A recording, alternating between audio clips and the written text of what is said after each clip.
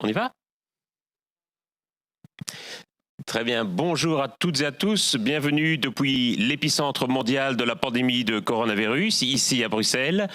Nous sommes accueillis dans une magnifique salle à Bruxelles Environnement. Merci beaucoup de nous accueillir ici sur ce splendide site de Tour et Taxi, où nous allons réfléchir ensemble à ce que l'Anthropocène fait aux institutions de notre démocratie et comment la démocratie peut potentiellement se réinventer face aux défis de l'Anthropocène, que ce soit le changement climatique, l'érosion de la biodiversité ou d'autres pollutions.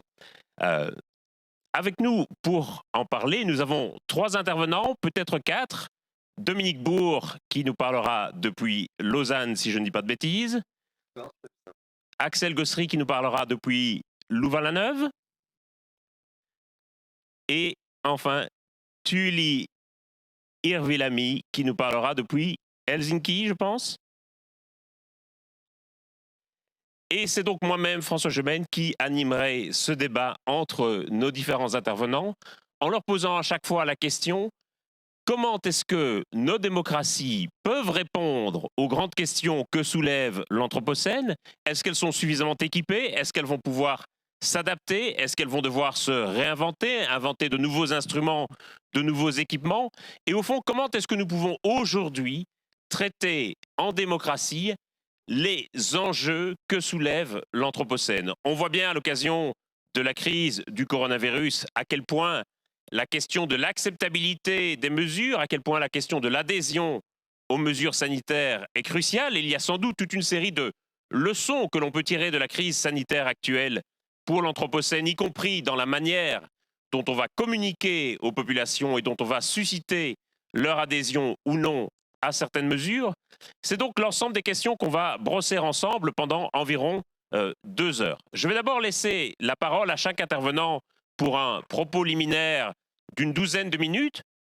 Ensuite, après ce propos, j'interrogerai chaque intervenant en essayant quelque part de poser un peu les questions qui dérangent et de faire ressortir les principaux arguments.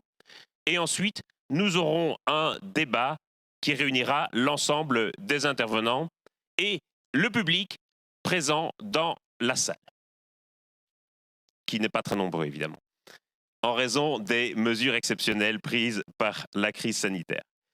Sans plus attendre, je propose de céder la parole à Dominique Bourg. Dominique Bourg est donc philosophe, il travaille à l'Université de Lausanne. C'est un des principaux philosophes de l'environnement.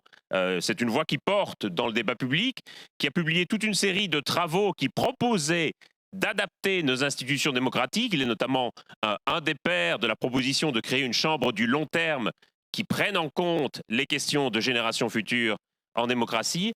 Et l'un de ses derniers ouvrages est un petit livre de 35 propositions qu'il a faites pour atterrir après la crise du coronavirus. Et il a pris la tête d'un petit groupe de chercheurs qui ont donc publié récemment ces 35 propositions. Dominique, je te cède la parole pour environ 12 minutes et puis je t'interrogerai. Merci François. Alors, première chose, je voudrais revenir sur l'expression anthropocène. Contrairement à d'autres, je la défends pour la raison suivante, c'est qu'on va mieux le comprendre avec ce qui est en train de nous arriver. Pour ma part, je dirais que nous sommes en train d'entrer dans la seconde phase de l'anthropocène. La première, elle commence grosso modo aux années 50 avec l'explosion de toutes les courbes qui retracent nos activités. Et je dirais depuis 2018. Pourquoi depuis 2018? Bien parce que d'un côté, même dans les pays développés, le changement climatique commence à accéder à nos sens. Parce qu'effectivement, bien, on a 3 étés de suite où on a, durant l'été boréal, mais aussi l'été austral, des vagues de sécheresse et de chaleur continues, avec des aléas de plus en plus violents. Donc on est rentré en fait dans la seconde phase de l'Anthropocène depuis 2018, c'est-à-dire la phase boomerang. Je pourrais dire que d'ailleurs le Covid va probablement d'une certaine manière illustrer les décennies pourries dans lesquelles nous sommes en train d'entrer. Et à partir de ce moment-là, on voit bien que les critiques qu'on a pu faire, le capitalocène, l'anglocène, etc., non, tout simplement parce que dans la seconde phase, l'aspect universel de l'Anthropocène, le fait qu'il va susciter des dégâts partout et déstabiliser en fait, l'ensemble des sociétés, eh bien, légitime à mes yeux l'expression d'anthropocène. Ensuite, capitalocène. Ben non, le capitalisme, je suis vraiment désolé les amis, mais c'est plus un mode d'expression de la recherche de la puissance. On sait depuis le néolithique qu'il y en a d'autres, le patriarcat, la puissance militaire, etc. Et on ne va pas refaire l'erreur marxiste du siècle dernier qui consistait à ne pointer qu'une des modalités de la puissance pour laisser en fait se déployer les autres avec les tragédies que l'on a connues. Donc, première chose vraiment importante, nous entrons dans le moment dur de l'Anthropocène, nous entrons dans une dynamique de chocs successifs, d'effondrement au pluriel et pas au singulier, successifs. Ça, c'est la première remarque. Ensuite, me semble-t-il, dans ce contexte-là, il y a plusieurs défis. Je dirais que et c'est à partir de ces défis qu'on peut ensuite essayer de songer à d'éventuelles réponses institutionnelles. Je dirais que le premier défi consistait dans le fait que finalement, les grands problèmes environnementaux globaux n'accédaient pas à nos sens. On voit aujourd'hui que ça n'est plus vrai, qu'en quelque sorte, ils touchent nos sens. Mais en revanche, la dimension politique fondamentale, c'est-à-dire, si j'ose reprendre un concept de Derrida, mais qui n'a rien à voir avec lui, hein, mais on pourrait reprendre ce concept de différence, c'est-à-dire c'est l'écart de temps qu'il y a entre nos dégradations et leurs effets. Si je prends par exemple la question du climat, eh bien, si l'on regarde un certain nombre de modèles au monde, notamment celui de l'IPSL, mais ce n'est pas le seul, on va connaître probablement par rapport à la seconde moitié du 19e siècle, dès le début de la décennie 40, une augmentation moyenne sur Terre de 2 degrés. On est à 1 degré 1, on aura probablement à compter de 2040 2 degrés. En fait, ces 2 degrés, ils sont déjà dans les tuyaux. C'est les émissions que nous avons accumulées jusqu'à aujourd'hui. Or ça, c'est politiquement le point clé. Parce qu'en général, nos amis politiques imaginent des solutions qui sont au mieux proportionnées aux difficultés qu'on connaissait au début des années 90, des années 90, et la preuve, c'est qu'en fait, rien ne s'est passé depuis, mais ils continuent à nous proposer des solutions pratiquement de ce type-là, ou quand ça n'est pas le cas, c'est relativement hypocrite parce que c'est systématiquement des solutions silos, où on a les objectifs moins 50%, moins 60%, moins 40%, mais toujours calés sur une série de politiques publiques, alors que les autres politiques publiques échappent complètement à ces objectifs, ce qui fait qu'il est très difficile de les prendre au sérieux. Donc en fait, les politiques publiques qu'il faudrait adopter aujourd'hui, ce sont des politiques publiques qui ne sont pas calées aux difficultés qu'on connaît maintenant, mais aux difficultés dont nous avons déjà décidé, c'est-à-dire celles que nous connaîtrons à compter de la décennie 2040, et en fait, vont être celles que l'on connaît aujourd'hui, mais d'une façon beaucoup plus accentuée. Donc on voit là qu'il y a un défi majeur, qu'il y a une espèce d'écart de temps tout à fait déterminante, et tant qu'on ne la prend pas en compte, tant qu'on ne prend pas en compte, si vous voulez, cet espacement entre action et effet, on est en quelque sorte à côté de la donne. Et je dirais que pour trouver une figuration amusante de la situation dans laquelle on est, eh bien, elle ressemble tout à fait à la structure de la tragédie. En fait, le cœur aujourd'hui, c'est le GIEC, l'IPCC, c'est l'IPBES, et le cœur nous chante « Attention, Édipe humanité, tu vas finir par assassiner ton père, puis épouser ta mère ». L'assassinat du père, on l'a déjà fait, et nous sommes en bonne voie pour assassiner la mère. Et effectivement, avec à peu près la même inefficacité du cœur que dans la tragédie. Alors, à ça, j'ajouterais une énorme difficulté qui consiste à rendre désirable le futur que l'on pourrait proposer. La chose n'est pas simple parce qu'il est nécessaire, enfin en tout cas on ne peut pas ne pas mélanger des aspects qui peuvent être franchement désirables et des aspects qui le sont beaucoup moins, en tout cas compte tenu des habitudes que nous avons contractées jusqu'à aujourd'hui. Du coup, il est extrêmement difficile de pouvoir construire un discours sur le bien-être, parce que nous avons en quelque sorte été formatés par les 30 Glorieuses sur un certain type d'appréciation du bien-être. Ça ne fonctionne plus. Ça ne fonctionne plus depuis le milieu des années 70, des années 70, et pourtant, ces vieux réflexes-là sont toujours enracinés. On sait très bien que au-delà d'un certain standard matériel, le bien-être, on voit plutôt à des aspects qualitatifs, à des aspects relationnels, mais l'aspect quantitatif, possessif, reste encore déterminant dans l'imaginaire. Et j'ajouterai encore une difficulté qui n'est pas des moindres, qui celle-là est liée au paysage de l'information qu'on connaît en crescendo depuis une trentaine d'années, qui est un paysage de l'information extrêmement fragmenté, avec des niches commerciales qui ne fonctionnent qu'avec des discours délirants, hyper exagérés. Alors, je ne suis pas un nostalgique des canaux d'information des années 60, mais en tout cas, à l'époque, lorsqu'on s'exprimait sur les médias, même si ce n'était pas nécessairement conscient, on devait tenir une espèce de discours avec un certain style de modération, de telle sorte qu'on puisse être entendu sur l'ensemble de l'arc des possibles. Aujourd'hui, le principe commercial est totalement différent. Au contraire, on a multiplié des niches, et pour avoir des chalands, pour avoir des clients, eh bien, l'exigence, cette fois-ci au contraire, c'est de caler le discours sur quelque chose d'absolument extrême. Et on en arrive à la situation nord-américaine, où on a par exemple un soudain un président de la République qui voit voter pour lui entre 40 et 45% de la population. Et plus il avance dans ces directions jusqu'à remettre en cause à l'avance le résultat des élections, et plus ses électeurs, et c'est quand même pratiquement la moitié du pays, et plus ses électeurs le soutiennent.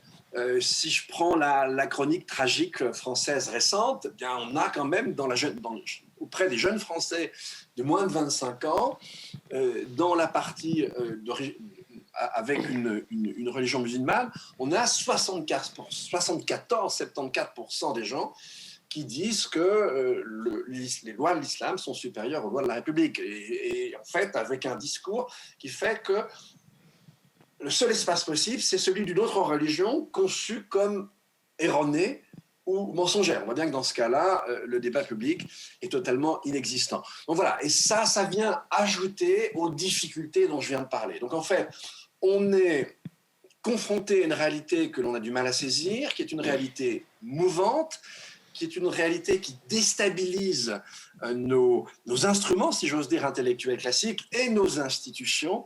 Et en même temps, on doit le faire avec un écran par rapport à cette réalité qui est désormais d'une puissance inégalée dans toute l'histoire de la communication. Voilà, en gros, et très rapidement, le défi auquel nous sommes désormais confrontés. Merci Dominique. Je vais t'interroger un peu sur cette question des discours et du débat public. Tu dis que le discours, et je te rejoins sur ce point, tu dis que le discours aujourd'hui est morcelé en niches, où chacun doit finalement s'adresser à un public particulier plutôt qu'à l'ensemble de la population, ce qui évidemment encourage une certaine forme de radicalisation du discours, puisqu'on va chercher avant tout à plaire à son public plutôt qu'à l'ensemble de la population. Si on prend la question du climat, on a longtemps été sur le point de vue, et c'est encore le point de vue de quelqu'un comme Greta Thunberg aujourd'hui, qui dit que finalement, la question du climat ne doit pas être une question partisane, ne doit pas être une question politique, et qu'au fond, il n'y a pas de gauche ni de droite face à la question du changement climatique.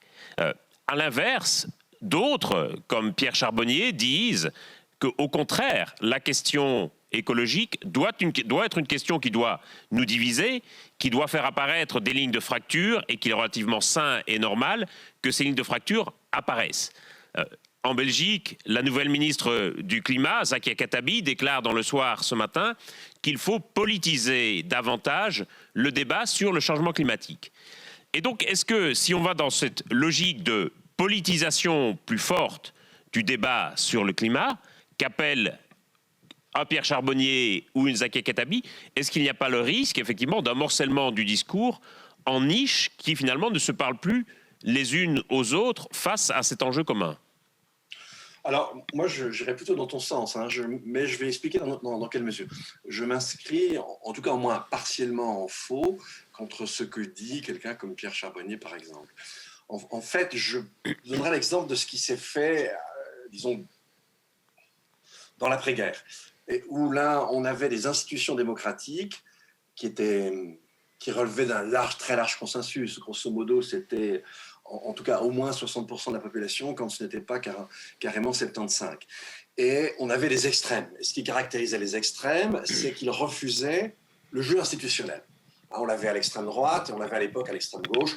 Dans la plupart des pays européens, c'était plutôt, par exemple, le Parti communiste.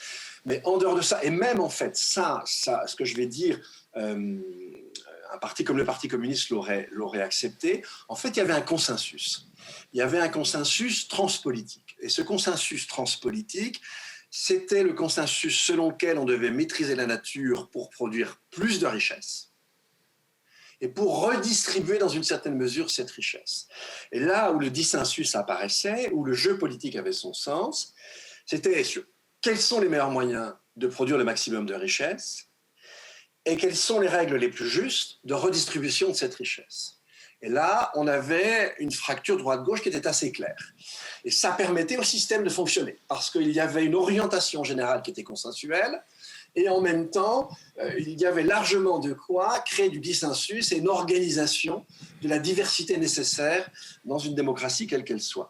Eh bien, moi, j'appellerais plutôt de mes voeux une situation analogue, c'est-à-dire que, en ce sens-là, je suis plus côté Greta que côté Pierre, et ce qui me semblerait beaucoup plus intéressant, et on a quelques petits éléments, alors évidemment les États-Unis c'est le contraire, mais en Europe, on voit quelques petits éléments qui pourrait nous permettre d'espérer d'aller dans ce sens-là, c'est-à-dire d'avoir une droite qui commence à comprendre qu'elle n'échappera pas à la sobriété. Qu'en fait, la finalité des démocraties doit être repensée et refondue. Et évidemment, on pourrait très bien, tout en sachant qu'on va devoir réduire la base matérielle de nos sociétés et de mode de vie, on peut très bien retrouver sur cette base-là une confrontation droite-gauche, mais en tout cas avec une forme de consensus de fond. Et moi, c'est plutôt pour ça que je milite. Et en fait, l'ami Charbonnier, c'est assez curieux qu'il nous raconte ça, parce que ce qu'il dit, c'est exactement ce qui se passe aux États-Unis. Mais la gauche elle-même est divisée sur la question. Ben voilà, sur la question de la croissance, notamment, on voit bien les tenants de deux gauches différentes. D'une qui prône la sobriété, voire la décroissance, et l'autre qui estime que ça va entraver le progrès.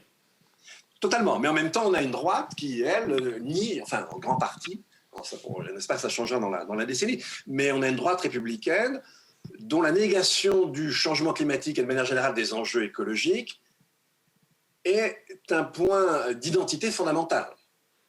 Ce qui fait que la seule ligne cohérente dans la politique de Trump, au bout de 4 ans, ça a été la destruction de toutes les mesures de protection de l'environnement. Et on a à peu près la même chose du côté de Bolsonaro. Ce n'est pas aussi évident sur les autres droites et on n'a pas quelque chose d'aussi structurant qu'on l'a avec Trump et avec Bolsonaro. Donc ça, c'est effectivement ce qui donne un pays absolument ingouvernable et une situation pratiquement de pré-guerre civile comme aux États-Unis. Donc je ne vois pas comment on peut s'en tirer avec ce genre de schéma. Comment est-ce qu'on gère dans le jeu politique actuel la question de la vérité? Tu as dit 2 degrés, c'est déjà dans les tuyaux aujourd'hui. Et donc, quelque part, l'objectif de l'accord de Paris nous apparaît comme une chimère inatteignable. Mais d'un autre côté, on peut se dire la politique a toujours fonctionné à partir d'idéaux, peut-être davantage qu'à partir de réalités. Et donc, la question, c'est comment est-ce qu'on combine l'idéal et la vérité dans un discours politique?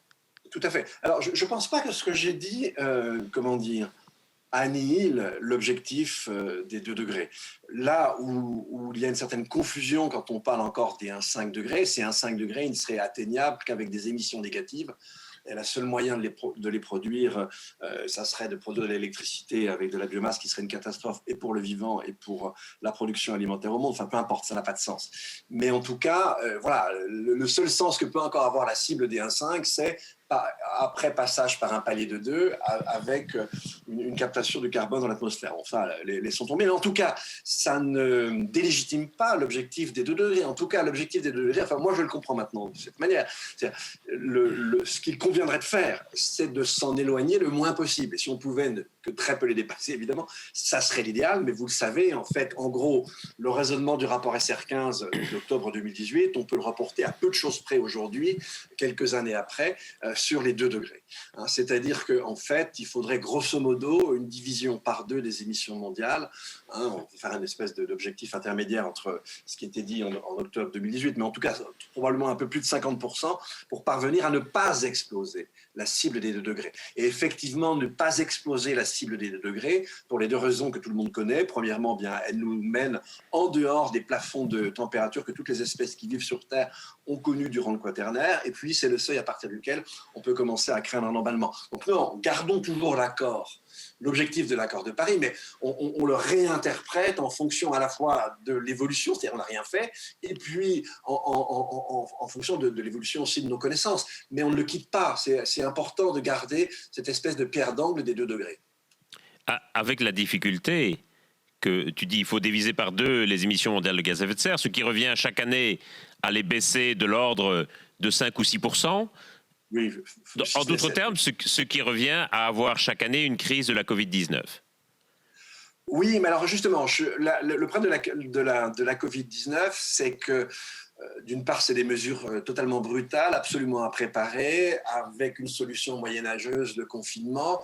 C'est très différent d'une redescente énergétique planifiée, organisée.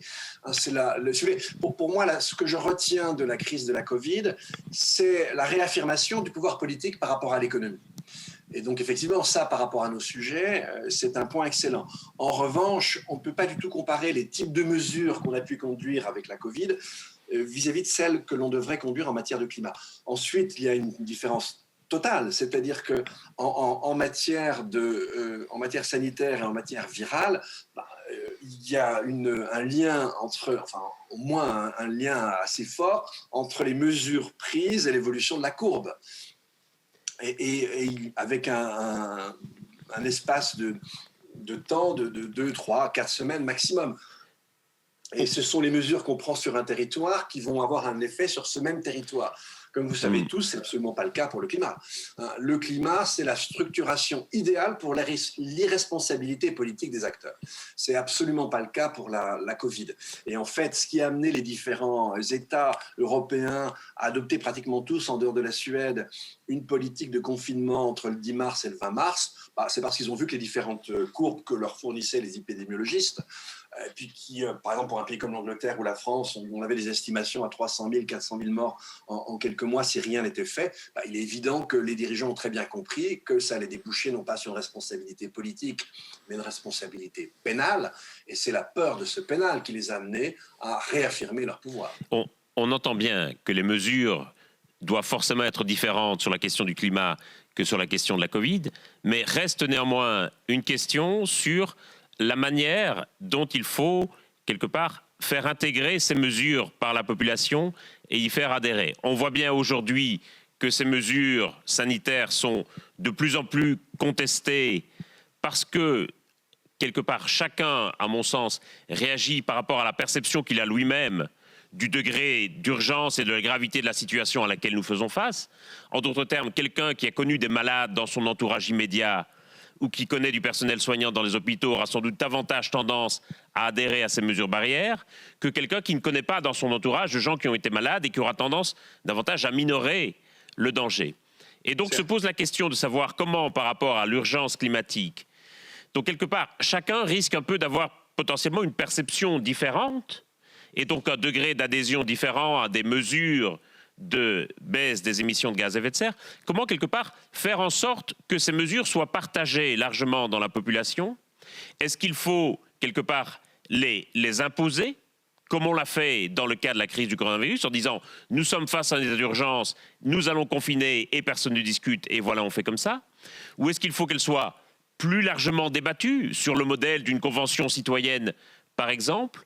Ou est-ce qu'il faut, quelque part, avoir un avis scientifique qui ait davantage de poids dans la décision publique, avec le risque d'avis scientifiques contradictoires? On l'a vu sur la question du coronavirus, et nul doute qu'il y aurait aussi des avis scientifiques contradictoires quant à la question de l'énergie nucléaire, par exemple. On sait que les spécialistes du climat sont assez divisés sur cette question. Et donc, comment faire démocratiquement pour, quelque part, que ces mesures soient prises et qu'elles soient acceptées? Je dirais déjà que, comment dire, effectivement, dans le cas de la Covid comme dans le cas du climat, la le fondement des politiques va toucher les comportements. Et en touchant les comportements, on touche l'intime, on touche l'individuel d'une façon beaucoup plus forte. Et donc ça, c'est effectivement une analogie importante, un point de comparaison à souligner entre les deux situations.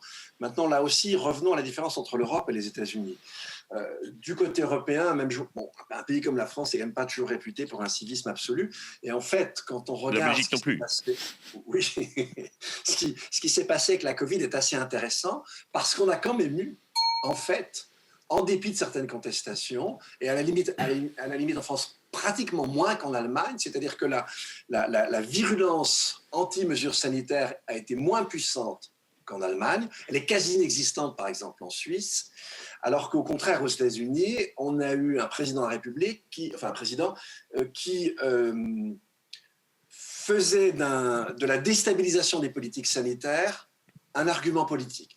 Donc, en fait, quand on a atteint un degré de pourrissement du débat public, on voit que ça devient quasi impossible de prendre des mesures sur ce type de danger. Tant que ça n'est pas le cas, on voit que quand même, il y a une certaine forme d'acceptation, même si on a effectivement des contestations. Et donc là, pour moi, je te suis mais alors parfaitement, on ne peut pas avoir affaire qu'à des mesures autoritaires. Là, on doit ouvrir le maximum de respiration démocratique. Alors, la Convention citoyenne est une chose, mais avec d'autres chercheurs, j'avais proposé en France, au moment de la Covid, qu'on ait une gestion très démocratisée et très décentralisée des mesures. Parce qu'en fait, c'est plus par branche professionnelle qu'on peut les définir. D'un territoire à l'autre, les choses sont très différentes. Et là, je pense qu'on gagnerait, ce qui est plus le cas d'ailleurs en Suisse, on gagnerait à des mesures plus proches du territoire et des instances de décision territoriale avec simplement un cadre d'action donné par l'échelon national et en matière de climat et aussi l'échelon international. Mais ça me semble effectivement très important de permettre le maximum de réappropriation par les niveaux de décision les plus proches du terrain. D'accord. Merci beaucoup, Dominique. Avant de revenir à toi plus tard dans le débat général, je propose qu'on passe à Axel Gossery, qui est avec nous depuis Louvain-la-Neuve. Axel, tu es chercheur au FNRS, affecté à l'université de Louvain, où tu travailles beaucoup sur les questions d'éthique et d'équité. Tu t'occupes notamment de la chaire Hoover dans cette université, si je ne dis pas de bêtises, et tu as beaucoup travaillé, comme je le disais, sur les questions d'éthique et d'équité dans le cadre notamment de la lutte contre le changement climatique. Je propose qu'on t'écoute aussi pendant une douzaine de minutes, et puis je t'interrogerai comme je l'ai fait avec Dominique. Merci beaucoup, François. Alors, je pense qu'effectivement, comme l'a dit Dominique, les défis sont colossaux et ça exige des changements fondamentaux. Et je ne suis pas particulièrement optimiste, je pense que Dominique n'avait pas non plus, par rapport à notre capacité à y faire face. Je voulais mettre l'accent sur deux choses dans le cadre de ce petit exposé introductif. La première chose concernait l'idée d'essayer d'atteindre une certaine forme de légitimité intergénérationnelle, c'est-à-dire de prétendre agir démocratiquement envers les générations futures. Quand on pense au long terme, on pense aux générations futures. Et donc je pense que sur cette question, je voudrais défendre l'idée sur laquelle il est impossible d'agir démocratiquement envers le futur. Par contre, il est possible d'être plus juste envers le futur et il est nécessaire de l'être aussi. Donc je vais d'abord développer cette première idée. Donc si on voit le très long terme, on voit des générations futures qui sont sans voix et sans pouvoir. Elles sont sans voix et donc c'est un problème pour toute approche délibérative de la démocratie. On est incapable de dialoguer avec elles. Et elles sont sans pouvoir, et ça je pense que c'est un problème fondamental pour toute théorie de la démocratie qui prend en compte un minimum les rapports de force.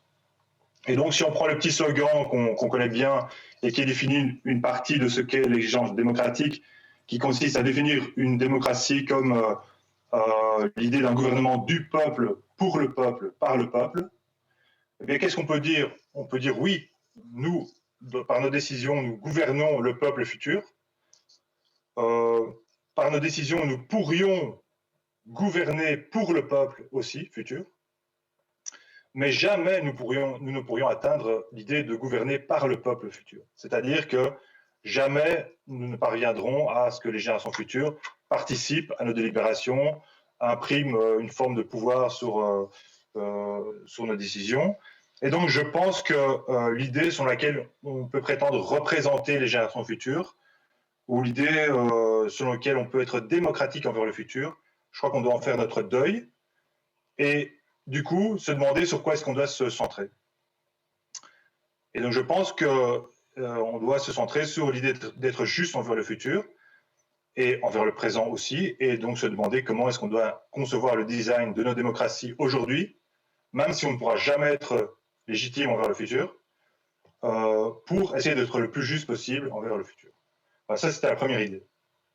Alors, la deuxième idée, je voulais mettre en évidence 5 leviers qui me semblent pertinents pour réfléchir à la manière de réformer nos institutions. Alors, je pense que le premier, c'est d'utiliser au maximum l'idée selon laquelle, parmi les personnes qui sont là aujourd'hui, il y a des intérêts qui se positionnent dans un futur éloigné. Et je pense que la meilleure illustration de ça, ce sont les actions judiciaires en matière climatique. Les actions judiciaires en matière climatique mobilisent des plaignants extrêmement jeunes, de manière à élargir notre horizon temporel et parvenir avec des personnes existantes à atteindre un futur éloigné. Je pense que de toute façon, les enjeux, ils ne sont pas dans un futur si éloigné.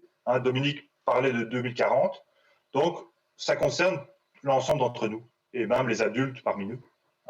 Et donc, je pense qu'on doit essayer d'utiliser au maximum, parmi ces ressources, l'idée sur laquelle on a des personnes qui sont existantes et qui ont une espérance de vie qui nous mène dans un long terme.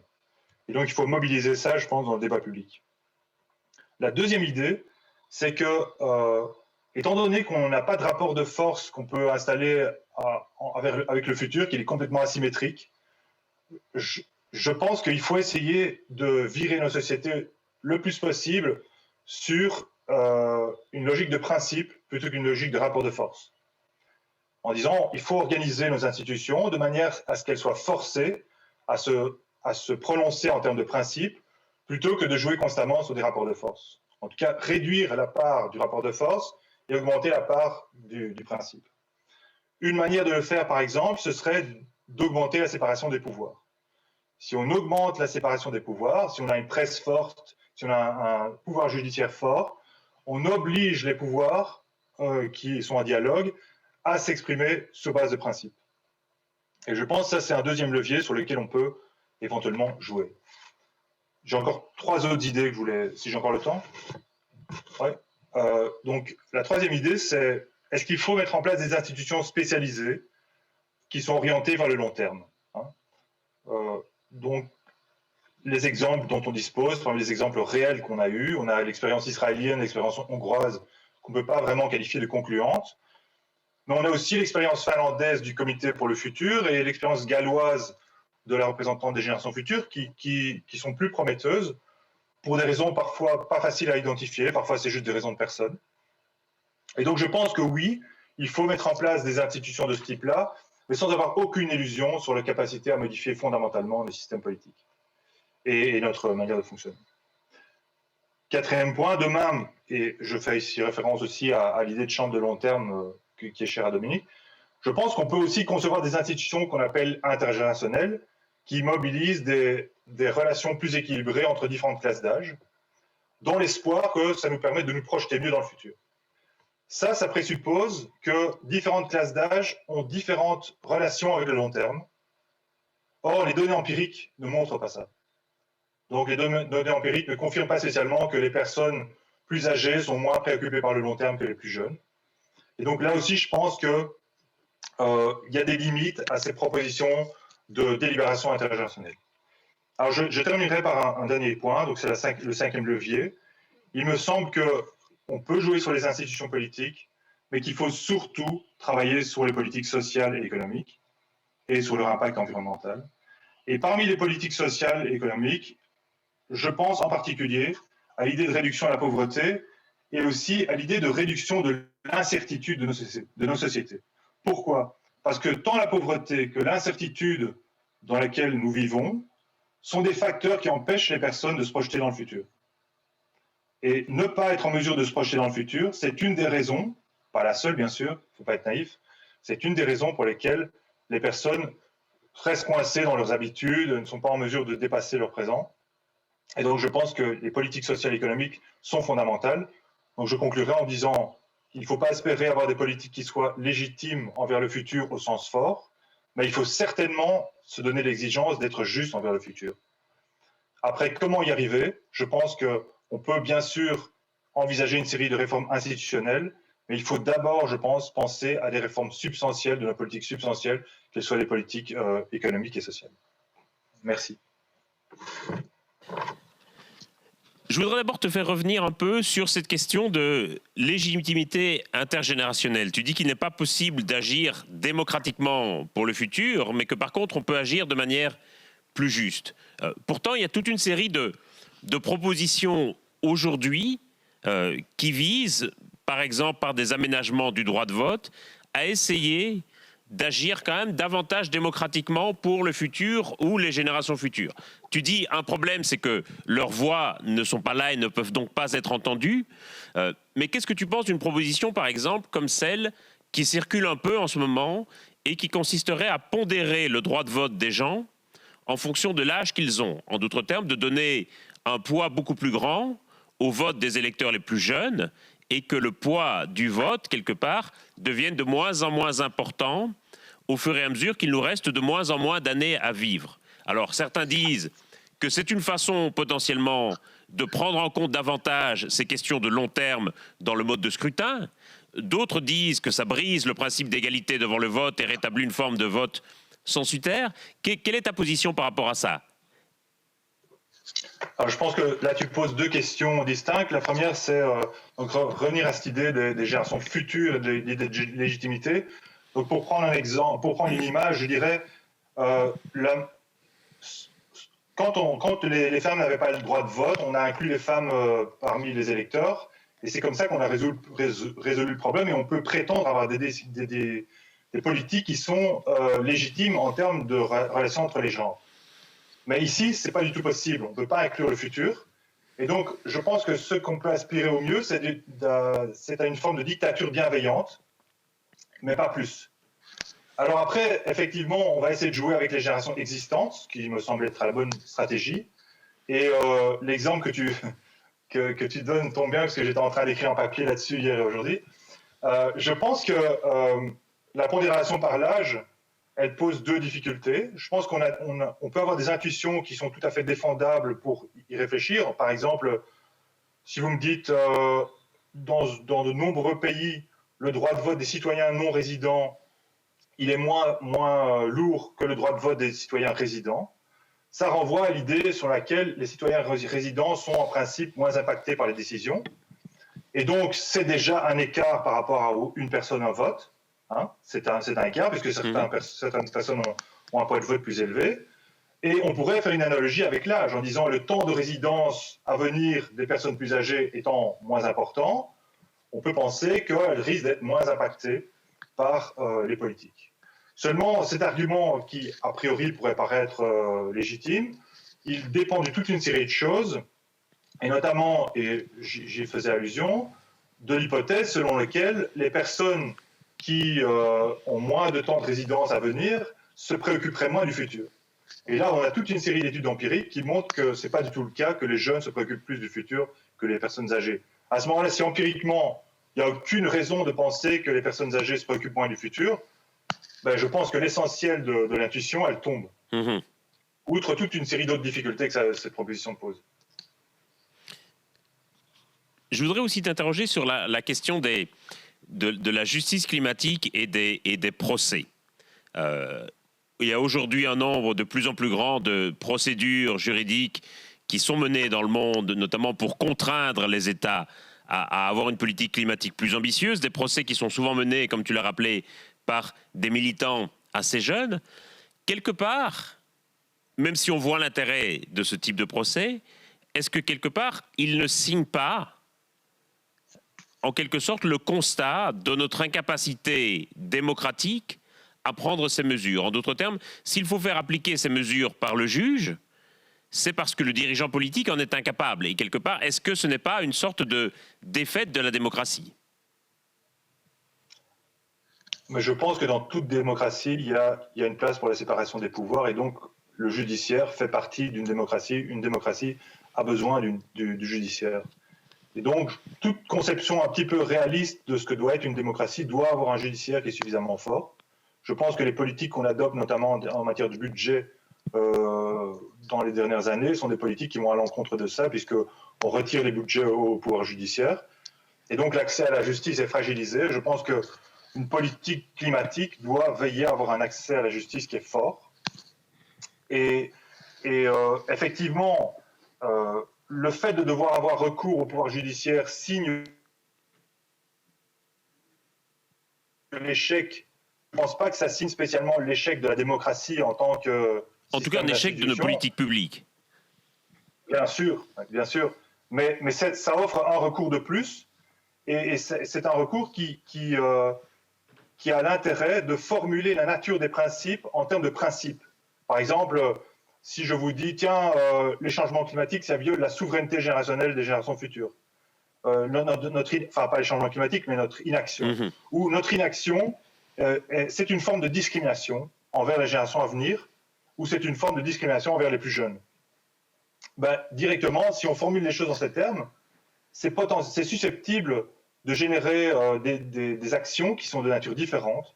Donc je pense que les mots ont leur importance, et je pense que le judiciaire va avoir tendance à formuler les choses différemment des autres pouvoirs, et que si le judiciaire en vient à condamner un État sourd des politiques de ce type, le public se rend bien compte qu'un pouvoir qui a tendance à être assez conservateur et qui a tendance à faire preuve d'un devoir de réserve, si on vient à faire ça, c'est qu'on a un vrai problème. Donc c'est une manière de plus, si on veut, de frapper sur le clou. J'aimerais t'entendre aussi sur la question des horizons temporels qu'on se donne en politique ou en matière d'objectifs. Par exemple, l'objectif de l'accord de Paris, c'est un objectif à 2100. On est sur plus de degrés à 2100, mais on sait bien qu'après 2100, les températures vont continuer à monter et singulièrement que le niveau des mers va continuer à monter. Donc si on fait des projections, y compris même en termes de politique publique, y compris même en termes de plans d'habitation ou d'infrastructures par rapport à la hausse du niveau des mers, et si on se dit on va les faire en tablant sur 1 mètre ou 2 mètres d'élévation, on sait bien que ce niveau va continuer à augmenter pendant encore au moins un siècle, jusqu'au moins 2200 ou 2250. Et donc la question que je voulais te poser, c'est quand on discute de légitimité intergénérationnelle ou de justice intergénérationnelle, la question c'est jusqu'où 2100, c'est dans à peu près 3 générations par rapport maintenant. Et donc, est-ce que les générations futures, c'est un concept abstrait qui s'étend indéfiniment dans le temps? Ou est-ce qu'on se dit, voilà, c'est par rapport à une génération, par rapport à 2 générations, ou alors par rapport à 6 ou 7 générations? En sachant que si on se place sur un horizon à 6 ou 7 générations, on peut imaginer qu'il y ait d'autres ruptures qui interviennent, d'autres changements majeurs que, par définition, on ne sait pas prédire aujourd'hui. Ouais, très bonne question. Je pense qu'il faut prendre, en termes de politique, on doit réfléchir à ces choses de manière séquentielle, c'est-à-dire en se disant, d'abord, on se préoccupe de la génération à venir.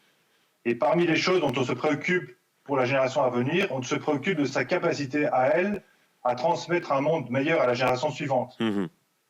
Et donc, si on fait ça, on a déjà 200 ans devant nous, quasiment.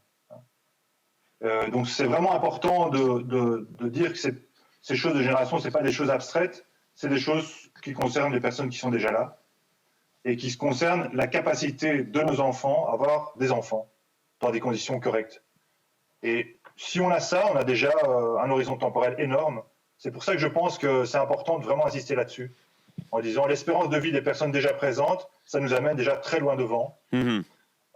Et donc, via ça, je pense qu'on peut mobiliser les personnes de différentes classes d'âge et essayer déjà de modifier les politiques aujourd'hui. Donc, si je résume ta position, et corrige-moi si je ne le fais pas bien, c'est de dire que finalement, on raisonne par rapport aux gens qu'on aura la possibilité de connaître dans sa vie, puisque on peut imaginer, si on a des enfants et que ces enfants ont eux-mêmes des enfants, on peut imaginer qu'on connaisse ses petits-enfants. connaître ses arrière-petits-enfants, ça devient plus rare, et arrière-arrière-petits-enfants, c'est quasiment impossible. Ouais, c'est-à-dire que je pense que théoriquement, bien sûr, on peut penser à des générations dans 300 ans, mais si on veut réfléchir à des politiques publiques et si on veut réfléchir à la manière de motiver les personnes, je pense qu'on peut simplement dire qu'il n'y a pas de nécessité de faire des complications théoriques. Regardez vos enfants, demandez-vous si ils sont optimistes sur l'avenir qu'on leur donne, et déjà là, vous avez une réponse à ce qu'il faut faire. Donc, je pense que oui, en théorie, il faut aussi penser à ce qui se passera dans 500 ans, mais en termes de politique, en termes de discours public, je pense que ce n'est pas du tout nécessaire. D'accord. Merci beaucoup, Axel. Si tu en es d'accord, on va maintenant passer à Tuuli Hirvilami qui nous parle depuis Helsinki. So, Tuuli, we shall now switch to English because you're going to speak in English. But we have translators in the room, so there is a possibility for you listening from home or from your office to actually activate the translation link so that you have a translation in French of what Tuuli will tell us. Tuuli, you're based in Helsinki right now, and you're speaking from Helsinki at the moment, correct? Good afternoon. You can hear me well? Absolutely. Yes. Tuuli, you're a postdoctoral researcher. You're part of the Kokkola University Consortium, and I guess you can explain a little bit to our viewers what this consortium does exactly. You work on social justice in the context of environmental issues, and I will also give you the floor for about 12 minutes, and then we'll have a conversation together before we open the floor for a general debate. Okay, thank you, Francois. Yes, good afternoon and greetings from Finland. I'm actually currently a little bit outside Helsinki, in my small hometown, which is called... Je suis à Porvoo, qui est une petite ville en dehors de Helsinki.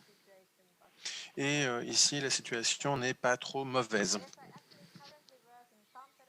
Et en fait, j'ai changé de poste. Je suis maintenant à l'université de Tampere et je suis chercheuse associée. Et nous étudions dans mon... And I have background in social policy research. And in addition, I've tried to be active in some environmental and social movements. But now, today, I will speak mainly as a scholar of welfare state. So in my short opening presentation, I will today mainly elaborate the role of state, because I think that's also an important question when we talk about the rethinking democracy and how we move from this kind of Anthropocene towards more sustainable welfare state.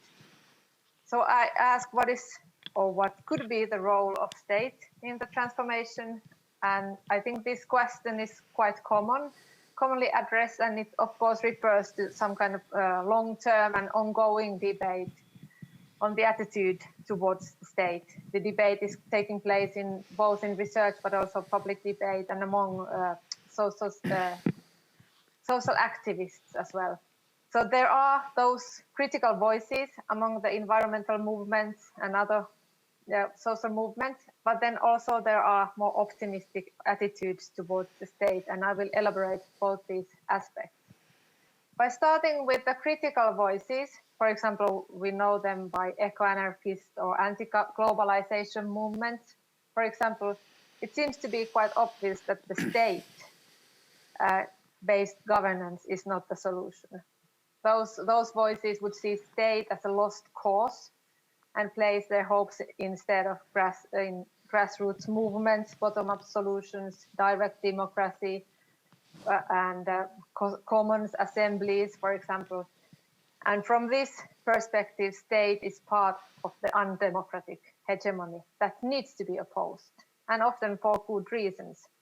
And if we look at those reasons for a little bit more closely, we can identify at least three critical remarks regarding the ability of state authorities to steer the kind of fundamental transformation that is needed. I think Dominic, for example, laid down the reasons for the transformation very well, so I don't need to repeat that. But what are the critical remarks why the state cannot be the authority of course, first we can see that the state is dependent on private capital accumulation. It's very much linked to capitalist economic growth.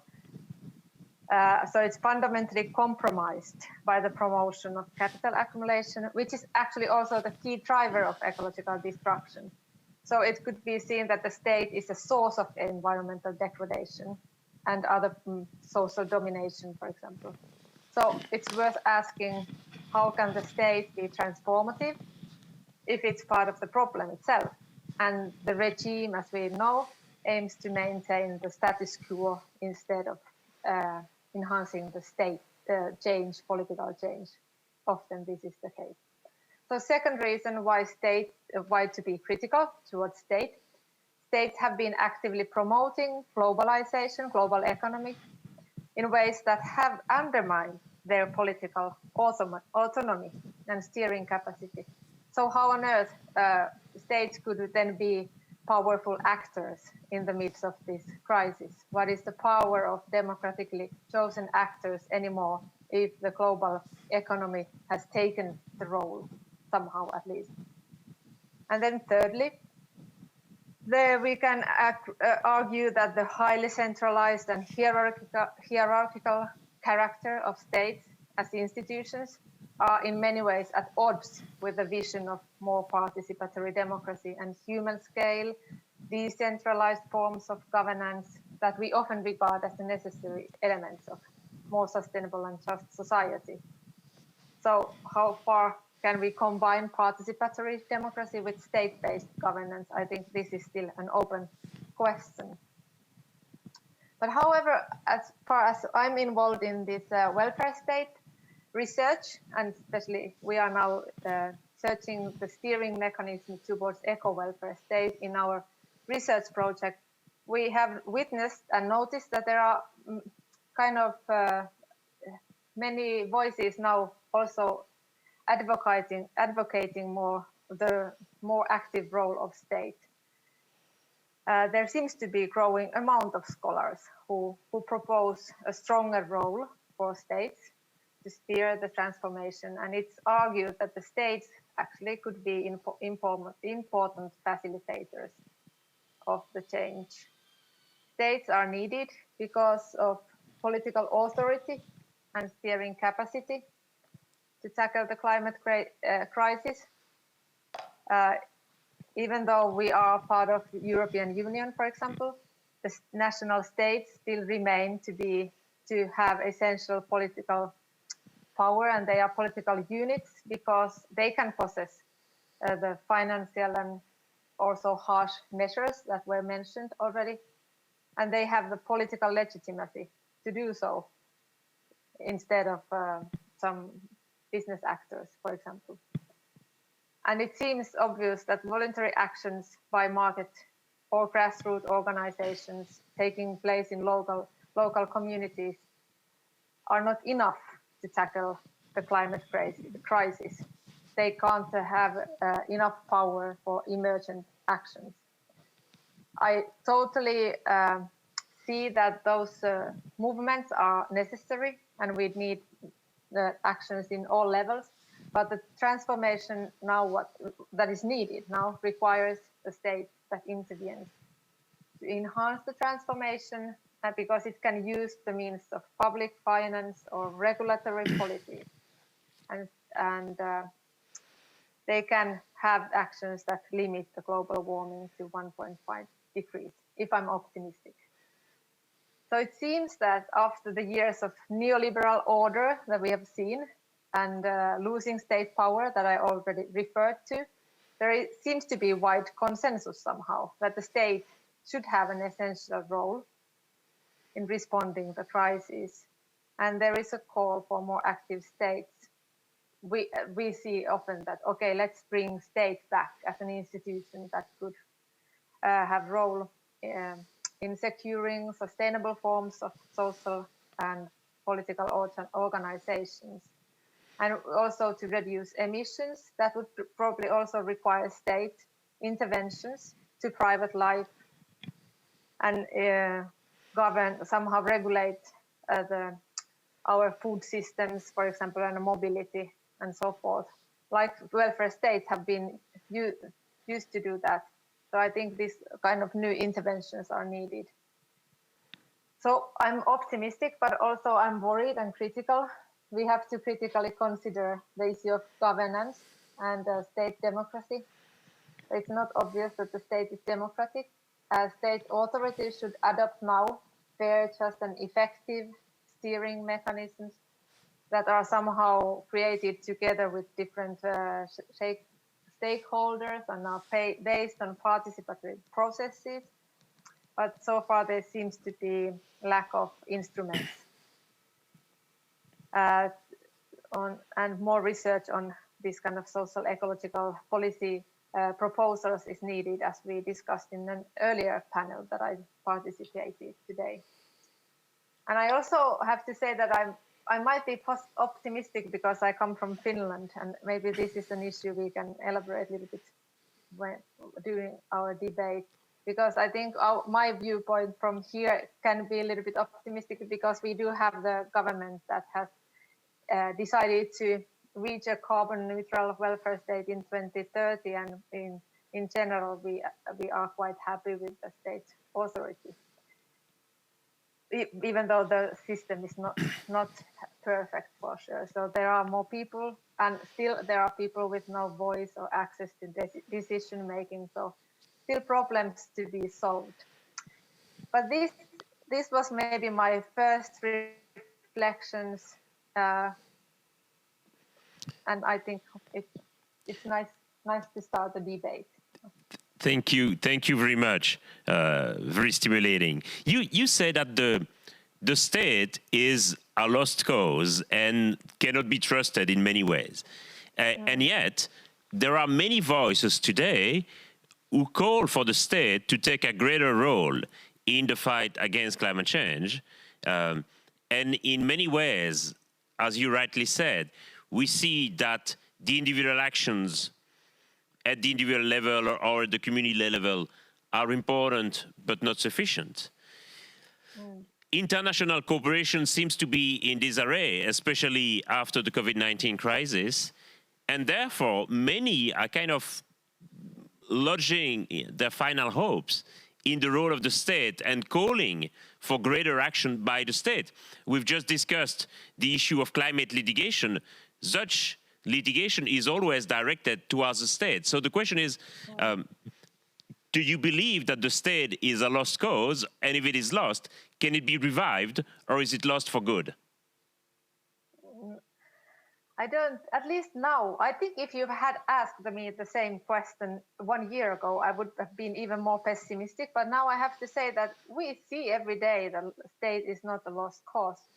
At least in Finland, the last spring and lockdown and these harsh measures, COVID-19 measures, somehow showed how state was so important actor. And even though there was some critical voices saying that the measures were too harsh and too bottom up, not too top down, and without participatory discussion, but still people accepted them and accepted the state to take over and somehow regulate our everyday life in so many respects. And I think I've heard at least many times the question that why we use these measures only to regulate in order to ensure our health now, but we could use the same kind of regulative power to steer the transformation or towards more sustainable future, or we need that kind of same regulative power to mitigate climate change. So I think state is back. You mentioned that part of your optimism about this revival of the state was also related to the new government that you have in Finland right now, which is a relatively young government, at least with a young prime minister, and as you said, with an ambitious climate policy. But on the other hand, that same government was often blamed in the last EU negotiations for denting the EU ambition on climate change. And many are saying we would have had a much more ambitious European policy on climate change if it weren't for Finland and the Netherlands. So how do you see what seems to be an apparent paradox to have an ambitious climate policy at home and then in a way at the European level to try and pull back what could have been a greater ambition? Yes, I think that's a very good question. Why the state can also... Is there some sort of discrepancy? Yes, there definitely is. And I referred earlier that states are very much interconnected with private business and capital accumulation. But here in Finland, for example, if I take Finland as an example, when you asked, state is very much somehow married with forest industry. And therefore, for example, there is a big public debate on carbon sinks, how to calculate the carbon sinks. And it's a complicated issue, but there is a question on forest management. And that's one issue that somehow prevents ambitious climate policies in EU level, probably as well. Mm-hmm. And for example, and yes, there are other issues, but forestry is one. But then it also shows how states are not independent. That the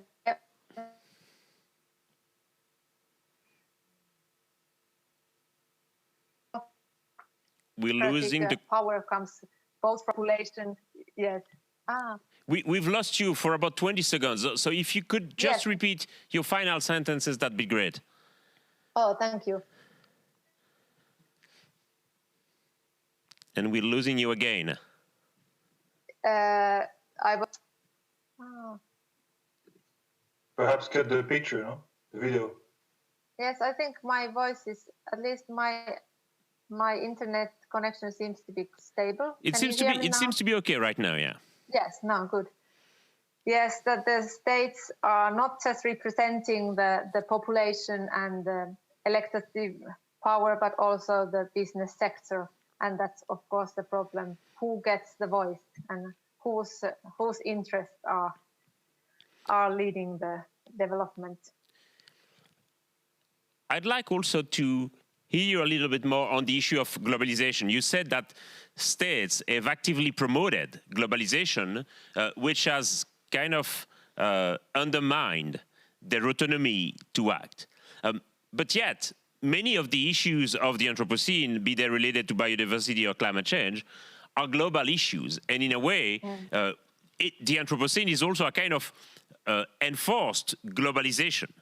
And therefore, climate change is also a way, I would say, for states to realize that they're not autonomous from one another, and that what will happen on one's territory will depend heavily on the greenhouse gas emissions that are emitted at the other side of the planet. And that maybe this idea of a political or economic autonomy of states is an illusion in the face of climate change, which is a strong and heavy reminder that we are all globalized and dependent upon one another.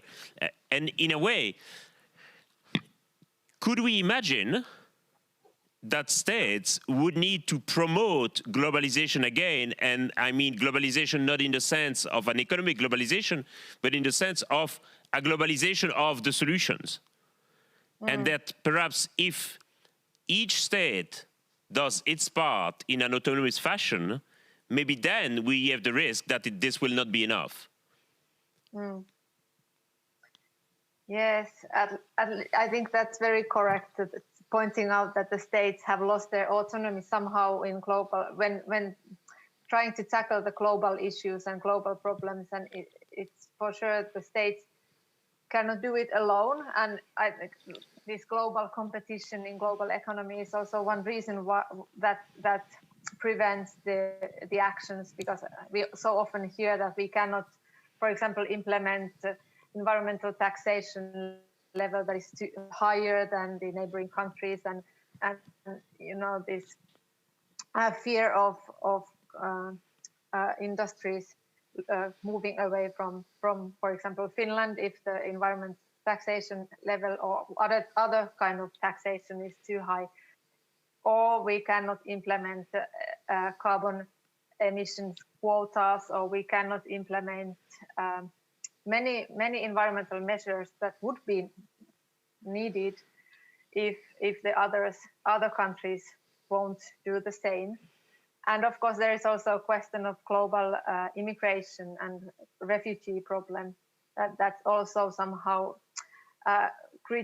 question the role of national states. Like welfare states were very national in origin, the original notion, and now we have to think what kind of universal, more global social security system could take place to also ensure the well-being in other countries.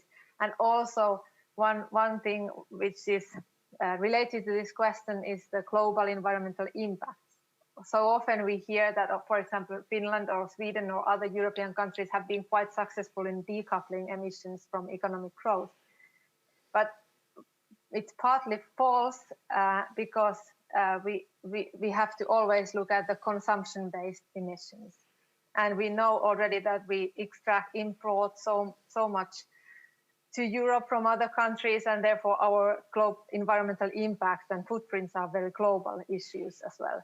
So it definitely is not enough what we do in nation states, but we have to take care of the global impacts all the time. And therefore I'm somehow calling for UN, for example, as the global unit who has to play a role in this transformation.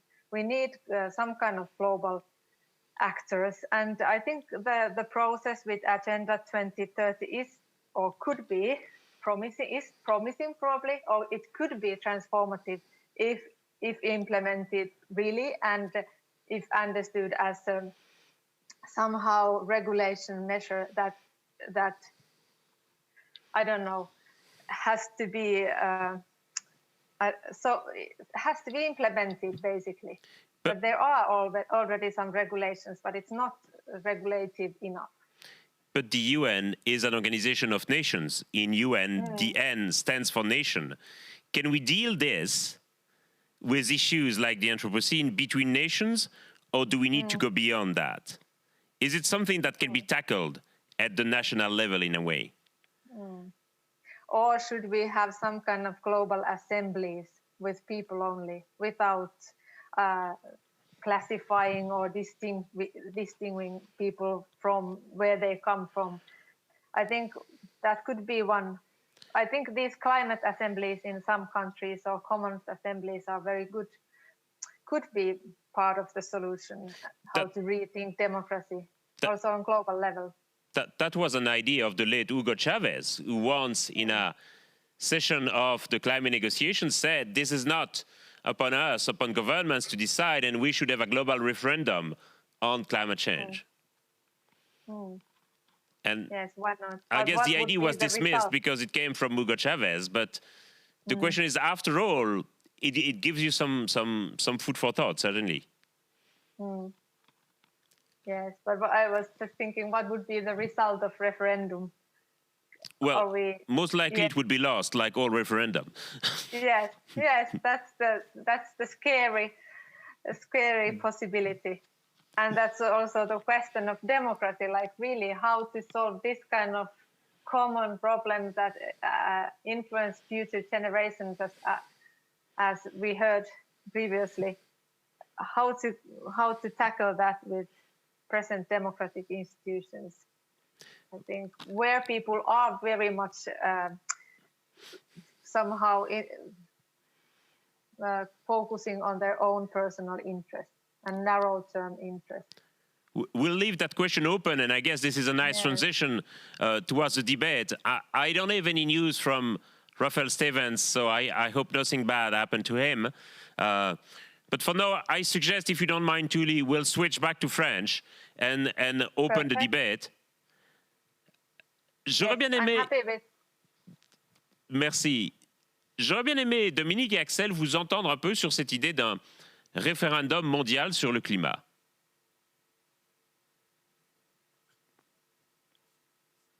Est-ce que c'est une question, et je vous fais en quelque sorte la même question que la dernière que j'ai posée à Tuuli, est-ce que c'est une question qui, au fond, peut être traitée entre nations?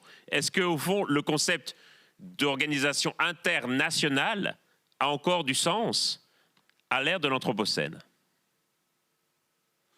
Et pour Axel, est-ce qu'une nation se conçoit aussi, est-ce que la nation, potentiellement, n'est pas la manière de rassembler les générations et de créer une légitimité intergénérationnelle. Axel, commence si tu veux. Ouais. Disons que sur le référendum, ce que je me posais comme question, c'est qu'est-ce qu'on va poser comme question aux citoyens du monde? Est-ce qu'on va leur demander le nombre de degrés qu'ils sont prêts à accepter, ou qu'est-ce qu'on... Dès que la question est un peu complexe, on l'a vu avec le Brexit, je pense que, entre guillemets, c'est le bordel. Donc, je ne suis pas trop optimiste par rapport à des référendums à cette échelle-là. J'imagine que Dominique est peut-être plus optimiste par rapport à des référendums plus ciblés, comme les référendums qu'on a comme les votations qu'on a en Suisse. Et encore, je ne suis pas sûr que ça génère des politiques environnementales beaucoup plus impressionnantes. Oui, moi, je voudrais bien dire deux choses à ce sujet-là. Alors, c'est vrai quand même, si on regarde les votations suisses, parce que c'est une des rares démocraties semi-directes, il y a parfois des questions relativement complexes qui sont posées. Je vous donne un exemple, c'était en 2016, c'était une initiative qui était partie des Verts, hein, je vous rappelle, là en Suisse, pour poser une question à l'ensemble de la population sous la forme d'une initiative, ça peut être des individus, ça peut être un parti, etc. Et là, ils avaient posé la question suivante, êtes-vous d'accord pour inscrire dans la Constitution suisse que l'ensemble de la population au prorata, enfin, oui, que l'ensemble de la population suisse au prorata de ses effectifs est à une planète maximum, une planète d'empreinte écologique en 2050. C'était refusé à une courte majorité, avec, disons, des villes qui, grosso modo, étaient toutes en faveur, à 52, 53, 54%. Alors, je ne sais pas si les gens avaient vraiment compris ce que ça voulait dire que d'être à moins d'une planète ou à une planète d'empreinte écologique en 2050, mais enfin quand même, l'initiative avait vécu un échec, hein, c'était 63% de non quand même, 63% de non, mais donc 37% de oui, avec dans les grandes villes plus de 50%. Donc on voit que c'est pas perdu à l'avance, mais en tout cas, même une question complexe, ça suppose un très long débat avant. Et alors, en fait, un référendum à une échelle mondiale, je pense que ça me semble très délicat parce que ça va être réapproprié dans chaque pays avec un sens parfois complètement différent. On finira par oublier complètement la question qui est posée. Non, là où en revanche, on voit bien qu'on sort un peu de la logique westphalienne, eh bien, c'est en matière de justice climatique. Si vous prenez la décision qui avait été prise il y a quelque temps par... une cour de justice australienne qui avait donné raison à l'État australien, alors c'était à l'époque où le gouvernement australien n'était pas climato-sceptique, et avait entériné l'interdiction du gouvernement d'ouvrir une mine de charbon. Et en fait, les arguments qui avaient été pris, dans le jugement, on a fait référence à Urgenda, et on avait fait référence à 2 articles, je crois, de la CEDH. Et alors que l'Australie n'a rien à voir avec l'Europe, elle n'est pas du tout soumise à cette cour de justice. Donc on voit bien qu'aujourd'hui, on a une justice internationale qui se constitue et qui dépasse le niveau des États sur un sujet comme ça, et avec un jeu entre société civile et droit, qui est quand même quelque chose d'assez intéressant. Pour revenir 2 secondes à tout ce qu'a dit Tully, moi je suis franchement d'accord avec ce qu'elle a dit. Moi aussi, je pense que ça n'a pas de sens de faire comme si l'échelon étatique ne pouvait pas exister. Je vous donne l'expérience en France, le fameux RIC, le référendum d'initiative citoyenne qu'avaient réclamé en France les Gilets jaunes. Il suffit simplement de savoir qu'il y a 2000 décisions législatives qui sont prises par an en France. Si vous voulez organiser 2000 référendums d'initiative citoyenne, je vous encourage quand même à la moindre des prudences. En Suisse, il y en a déjà 4 ou 5 par an, et c'est déjà énorme. Il n'y a pas de débat public sur 2000 décisions. Je veux dire, c'est franchement n'importe quoi. Donc, il y a autant qu'on doit organiser une espèce de respiration de la souveraineté démocratique, avec un volet participatif extrêmement important, autant supprimer l'échelon étatique n'a aucun sens, parce que de toute façon, une de ses légitimités à mes yeux aujourd'hui est d'être l'échelon d'interface entre le local et le global. Sans État, il n'y a pas d'interface entre le local et le global. Ça, c'est quelque chose qui, à mes yeux, est très important. Et effectivement, c'était aussi rappelé par Tully. Enfin, on a un problème, c'est que l'on a des États qui en ouvrant la globalisation, se sont retirés énormément de moyens d'action. Et on a surtout des administrations publiques qui, à peu près partout, sont, disons, occupés par des gens qui ne sont plus du tout là, en quelque sorte, pour servir la cause publique. Mais alors, par exemple, dans un pays comme la France, c'est très clair, hein, les gens qui sont dans les cabinets, etc., ils viennent là pour avoir un jeu d'adresse et ensuite ils repartent dans le privé. C'est-à-dire qu'on a laissé l'éthique publique, et la fonction publique était censée l'incarner, partir. Et en fait, on voit bien que les modes de pensée générales, hein, le néolibéralisme, ce n'est pas simplement une conception de l'économie qui débouche sur des politiques publiques assez baroques, c'est carrément une conception très générale de ce qu'est la vie. Et cette conception-là a détruit tout ce qui était public. Donc on est dans une conjoncture très très difficile, et la Covid a ça d'intéressant, c'est qu'elle nous a remontré la nécessité de l'échelon public. Et on peut imaginer que dans les décennies qui viennent, on va devoir faire ce travail de reconstruction, mais évidemment en termes d'environnement, ça va être un peu tard, et le timing n'est pas le bon, mais en tout cas de reconstruction du sens du public. Donc moi, je ne suis absolument pas anarchiste, je suis en revanche absolument favorable à des États, mais des États qui sont sous un contrôle extrêmement sévère de la société civile. Tully, a quick reaction maybe?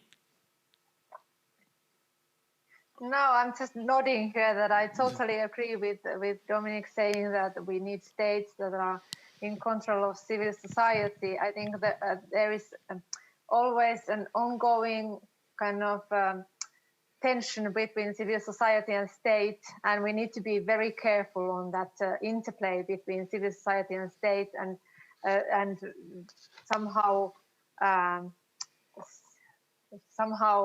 preserve that the civil society is in charge of state authorities. Thanks. In the end. On a different matter maintenant. J'aurais voulu aborder avec vous la question des objectifs et des tableaux de bord dans la décision publique et en démocratie. Dans un éditorial assez remarqué paru il y a quelques mois déjà, au milieu de la première vague de la Covid, l'éditorialiste Georges Monbiot dans le Guardian disait que finalement les objectifs que nous nous donnions en matière de lutte contre le changement climatique étaient des freins à l'action publique et que quelque part ils nous empêchaient de maximiser notre effort et qu'ils avaient plutôt tendance à retenir notre effort parce que nous lui disions qu'on avait soit encore le temps d'agir, soit que quelque part si nous agissions trop fort, ça serait inutile. Et il donnait la comparaison avec la crise sanitaire actuelle où on ne se donne pas d'objectifs précis. Le but est juste d'essayer de maximiser au maximum ce que l'on peut faire.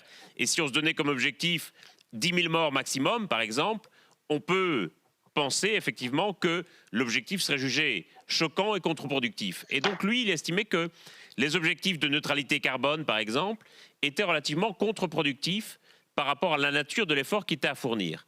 Comment est-ce que vous voyez quelque part les guides, les objectifs ou les tableaux de bord de l'action publique par rapport à ce que nous devons faire dans l'Anthropocène? Ou pour prendre une question basique et binaire, est-ce que vous êtes d'accord avec Monbiot ou pas? Axel, premier. Oui, je dirais deux choses. Je dirais que on peut coupler des objectifs pas trop éloignés. Je pense que dès 2040, 2050, c'est trop éloigné. Les gens ne voient pas ce que c'est. En même temps, on a besoin de ces objectifs, mais quand on est dans le débat public, je pense qu'on a besoin d'objectifs plus proches. Et en même temps, on peut aussi se donner des objectifs comme but, par exemple, de saisir l'ensemble de ce qu'on appelle les low-hanging fruits. Donc les fruits qui sont disponibles, des politiques qui sont faciles à mettre en œuvre. Et ça peut se faire indépendamment d'objectifs, en disant, voilà, dès qu'il y a un low-hanging fruit, on le prend, on avance. Donc essayer systématiquement d'identifier tous les low-hanging fruits, toutes les politiques qui sont gagnantes, et le faire de manière et maximiser à ce niveau-là, déjà, et puis voir qu'est-ce qui nous manque encore. Donc je pense que c'est essentiel d'avoir des objectifs chiffrés, parce que ça donne une idée aux gens. Bon, si on leur dit il y a 10 000 morts, si on leur dit aujourd'hui il y a 25 morts tous les jours, c'est concret. Les gens se disent, bon, oui, c'est vrai, le Covid, il faut qu'on fasse quelque chose. Hein. Et quand on voit les difficultés qu'on a à mobiliser un public face à des morts qui sont devant nous tous les jours, on voit que c'est important, malgré tout, d'avoir des objectifs chiffrés, parce que ça rend les choses concrètes. Mais c'est vrai que peut-être qu'un objectif de température unique au niveau planétaire, c'est pas assez concret, et que ce qu'on aurait besoin, c'est des objectifs de température qu'on traduise au niveau national, en disant, vous savez, vous allez avoir 40 degrés pendant un mois chaque année, les gars, il faut vous préparer. Et je pense que ça, c'est effectivement un débat qui a souvent lieu, et je pense que c'est pertinent, de dire qu'il faut traduire au niveau national ou au niveau plus local cet objectif global. Pas parce que l'objectif global n'est pas pertinent, bien sûr qu'il l'est, mais pour rendre la chose plus compréhensible par les gens, pour que les personnes puissent beaucoup plus rendre ça concret. Voilà. Dominique. Oui, je dirais que c'est du Montbiot, hein, c'est très intelligent et paradoxal, mais en fait, j'aurais quand même assez tendance à le suivre. J'explique pourquoi. En fait, le problème, c'est pas simplement les objectifs, c'est que les objectifs sont liés à des dates qui sont sans proportion avec le rythme de la vie politique et notamment le rythme électoral. Et donc, en ce sens-là, pour ne rien faire, c'est génial ce genre d'objectif, parce que précisément, il est nullement proportionné à la prise de décision. Donc, un objectif comme ça, sans une espèce de backcasting qui te ramène jusqu'à aujourd'hui, ça me paraît n'avoir aucun intérêt. Et ça me paraît avoir encouragé ce que je soulignais au début de mon propos, c'est-à-dire le fait qu'on a toujours continué à avoir des politiques en silo, qu'on s'est donné des objectifs complètement séparés et sans aucun lien entre les uns et les autres. Et on a continué avec le climat, alors qu'en fait, le climat, voilà, c'est notamment la chaleur et l'humidité, c'est vraiment les deux conditions à l'épanouissement de la vie. Donc, ça ne peut pas être un objectif partiel. S'il y a bien quelque chose qui ne peut pas être partiel, c'est le climat. C'est une absurdité totale. Donc, effectivement, compte tenu de ce que nous avons fait, ces objectifs, on peut vraiment s'interroger sur le fait qu'ils aient eu un rôle proprement contre-productif. Alors après, est-ce qu'il faut les bazarder pour autant? Est-ce qu'il faut au contraire dire non, ils n'ont aucun sens si on ne mesure pas les choses? Et en tout cas, souscrire un objectif à long terme sans le lier à un objectif à court terme et lié à un pays, ça n'a absolument aucun sens. Et puis effectivement, ce que vient de dire Axel, je pense que c'est très très important. Moi je sais que quand j'essaie de parler aux gens sur ces sujets, pour moi c'est une nécessité. En fait, quand je reviens à ce que je disais tout à l'heure sur le plus de degrés à compter de la décennie 40, ça veut dire que dans les différentes capitales européennes, peut-être pas Helsinki, c'est Touli qui nous le dira, mais on va avoir des maxima de température dans la décennie 2040 qui vont se l'échelonner entre 40 degrés et 50 degrés.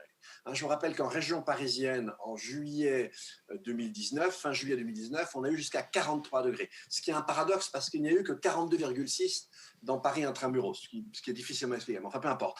Mais en tout cas, ça veut dire qu'à 2 degrés, on pourra avoir des maxima qui pourraient atteindre les 50 degrés.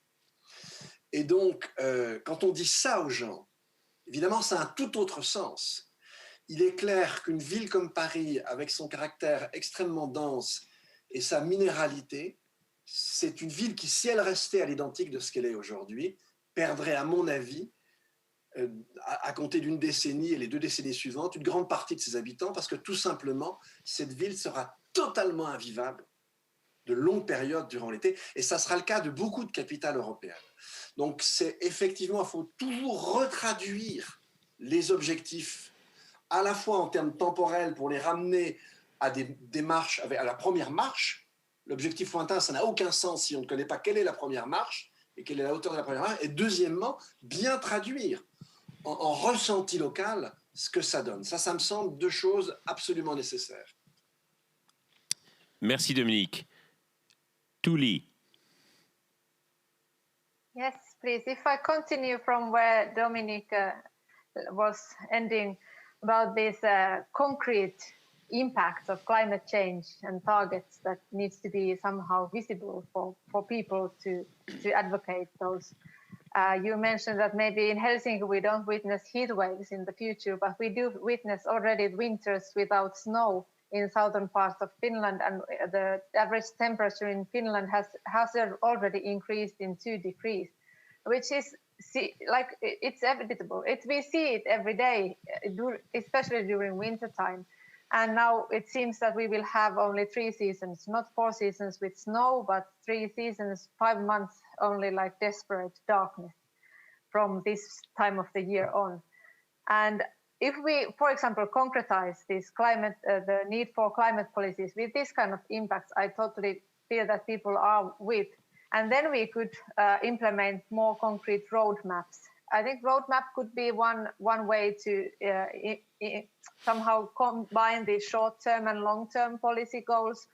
And in Finland, for example, now the state, again, the state authorities, they have implemented or they've designed the roadmap processes with for example, roadmap with Agenda 2030 or roadmap of circular economy, and it involves different stakeholders together to plan concrete steps how to go forward towards that 2040 or 2030, whatever it is. But then one more word about this COVID policies. I think it's very important now to make sure and ensure that all COVID policies and stimulus packages, European Green Deal packages will be in line with climate policies, because I think this can be the window of opportunity. Now there is a lot of discussion on public investments. This can be the window of opportunity for transition if we take it. If we can take the benefit from this moment and somehow mobilize the money and public finance also towards the direction that is needed. Thank you. Je voudrais maintenant qu'on aborde la question de la majorité. C'est-à-dire qu'on peut avoir l'impression qu'il y a maintenant une sorte de majorité dans la population qui soutiendrait des mesures fortes en faveur du changement climatique. On voit la popularité de Greta Thunberg, on voit le succès des marches et des grèves scolaires pour le climat. On mesure dans les sondages de l'opinion un intérêt de plus en plus fort de l'opinion pour les questions environnementales et pour le climat en particulier. Et pourtant, élection après élection dans plusieurs grandes démocraties, il se trouve encore une majorité de gens pour voter pour des candidats qui ont un programme ouvertement anti-climat. Que ce soit Scott Morrison en Australie, que ce soit évidemment Donald Trump aux États-Unis, que ce soit Jair Bolsonaro au Brésil, que ce soit dans une certaine mesure Modi en Inde, on a de grandes élections démocratiques qui se traduisent par la victoire d'un candidat qui d'abord ne cache rien quant au fait qu'il nie et qu'il n'accepte pas la science sur le climat ou sur d'autres enjeux, et qu'il ne cache pas du tout son désir de réinvestir dans les énergies fossiles. Et à l'heure actuelle, comme Tully le disait, il y a effectivement une sorte de momentum pour réinvestir dans des énergies propres, mais la réalité, c'est que beaucoup de gouvernements choisissent de réinvestir massivement dans les énergies fossiles. C'est le cas en Inde, c'est le cas au Canada, c'est le cas au Brésil.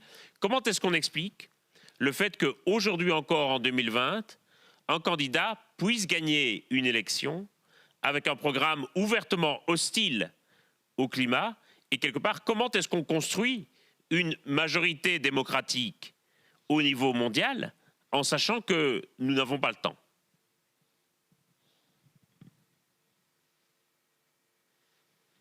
Axel, je te laisse commencer comme d'habitude.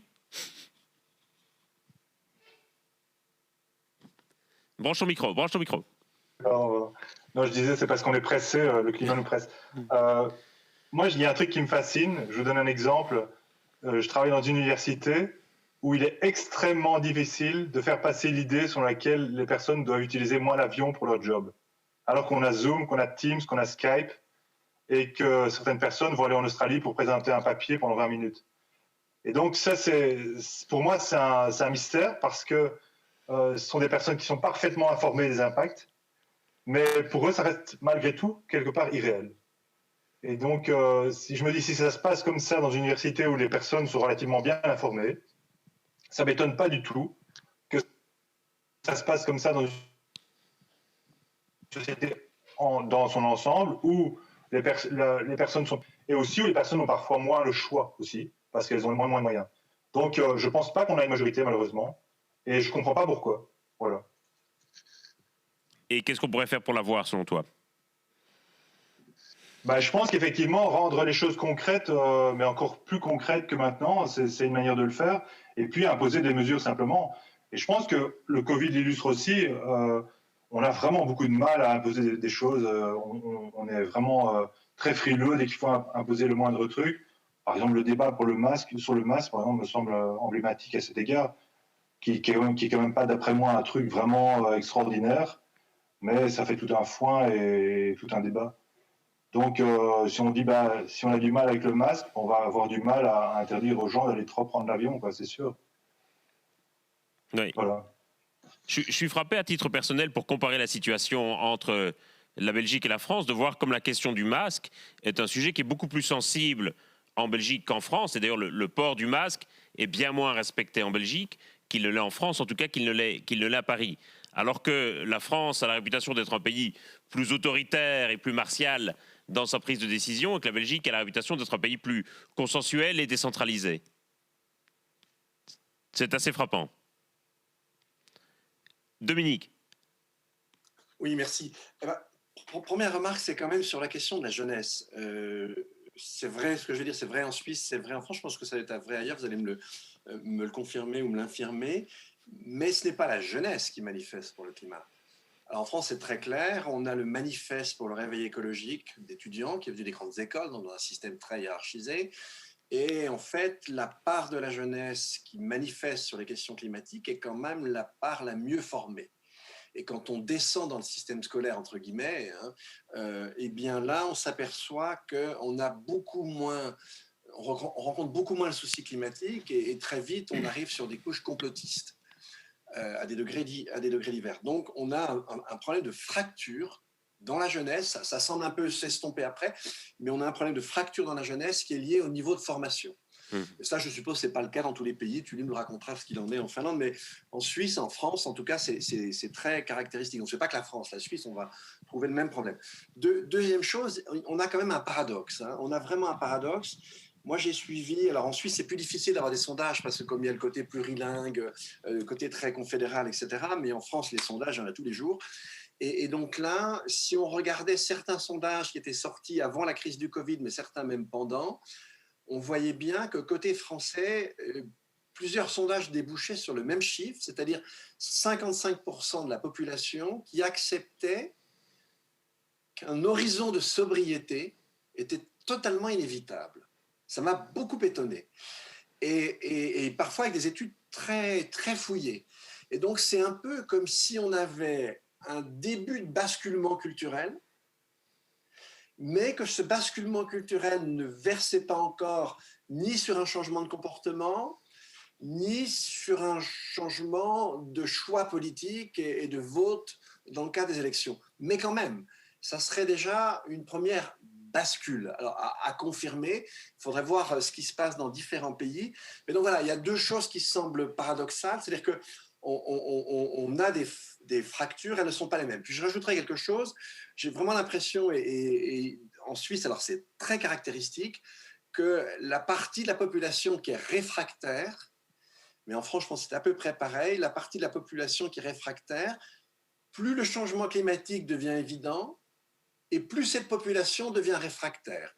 Je peux prendre un exemple de gens connus, alors que pour moi, ils ne brillent pas vraiment par leur intelligence, mais si je prends quelqu'un comme Luc Ferry ou si je prends quelqu'un comme Laurent Alexandre, Luc Ferry fut un temps où c'était quelqu'un de normal, ils ont des propos ridicules, totalement ridicules.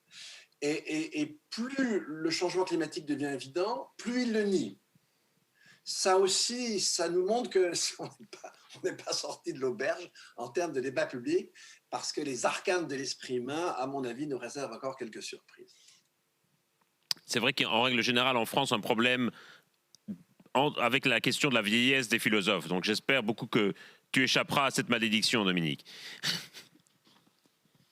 J'espère totalement, et merci de ton souhait, mon cher François. Mais quelques-uns y échappent néanmoins, mais disons qu'ils sont l'exception davantage que la règle. Thuy. And sorry for the private joke about friends. Thank you. I think that's very interesting discussion and a crucial question how to build maturity on global level at the moment where more we do see the rise of neo right movements and anti-climate policy political parties, and there is a discussion, very hostile environment in many terms for climate policies. So, and I think I don't have an easy answer, but maybe some thoughts. First, I would say that we do have to convince that the transformation or climate policies are the only way to safeguard well-being in the end. So actually, it's the only way, and therefore it should be in the interest of everybody, meaning the majority of global population. But of course, we often are afraid of the transformation because we think that we will lose our jobs, and different kind of well-being losses are assumed.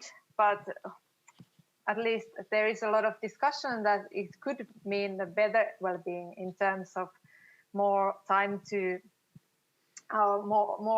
less time constrained lifestyle, or better balance between different well-being dimensions, like better balance between work and other activities, and less consumeristic lifestyle could be beneficial for well-being. There is a debate, but I think since we are not there, it's difficult to prove. But at least I think that's one way forward. Then awareness, as Axel also you mentioned, universities. As university researcher, I also count on education.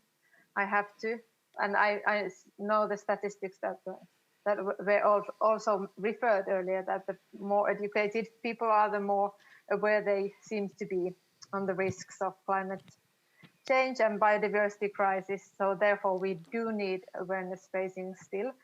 And then maybe third point, how to get the maturity, how to build the kind of maturities, the structural means that were also mentioned.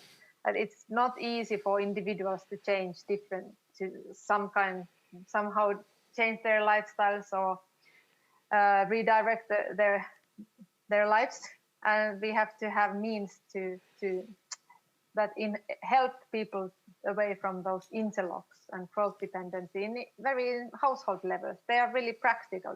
If you think about the young university research student, for example, who are looking for jobs, maybe the jobs only jobs that are available are in oil industry or in some other sector that is not so meaningful and can be harmful for the environment. And we all need to pay for accommodation and so forth. So we do have all those structural elements and interlocking elements that keep us in this treadmill. And we do need structural reforms and eco-social policies or policies that enable us to vote differently, also to support different political parties.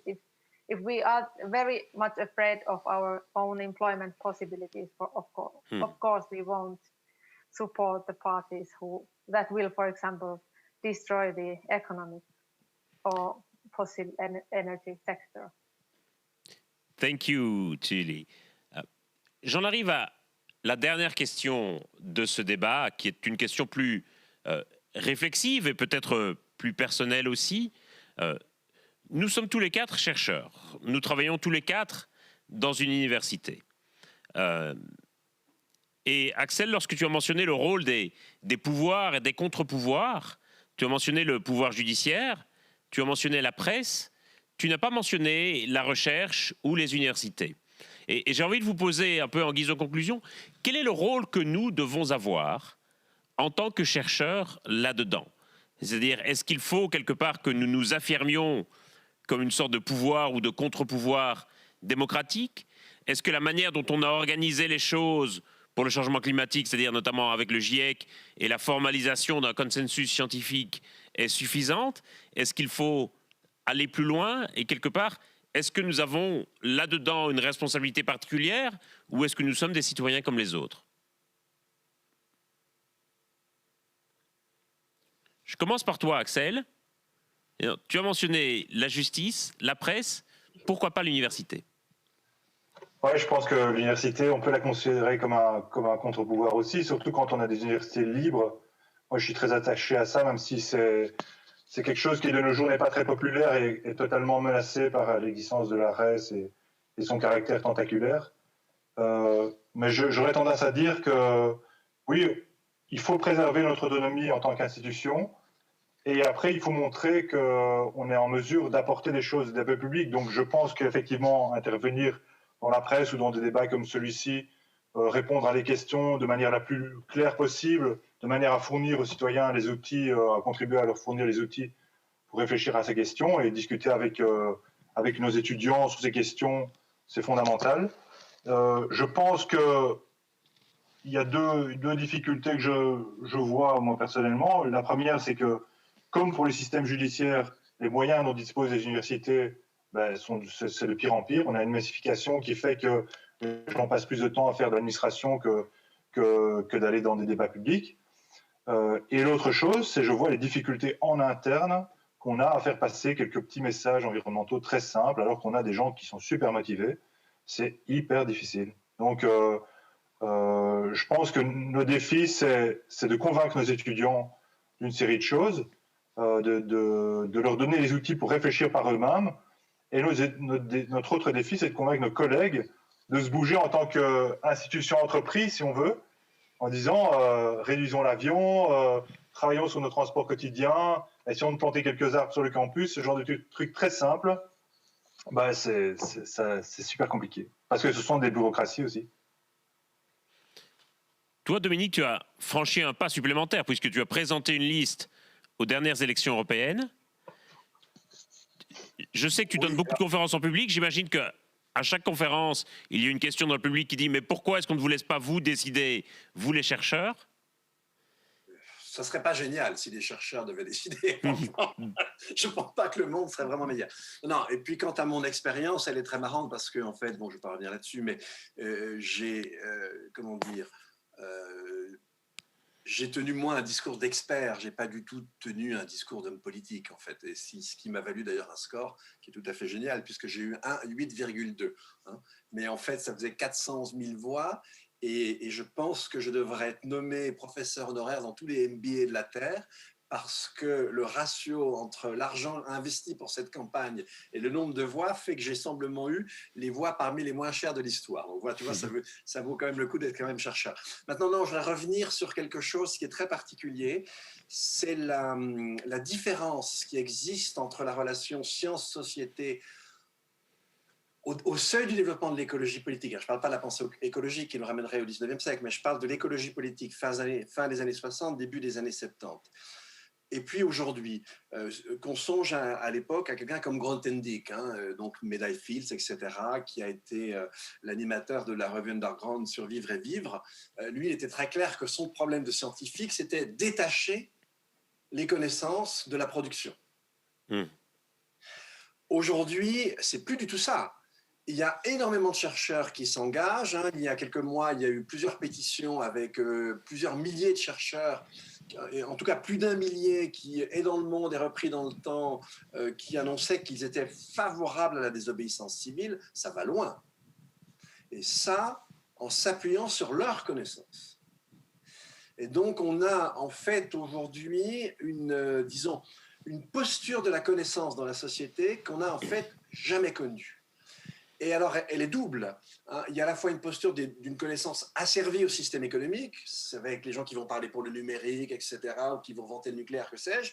Et puis, on a une connaissance purement diagnostique, mais qui, en fait, s'oppose frontalement au mainstream.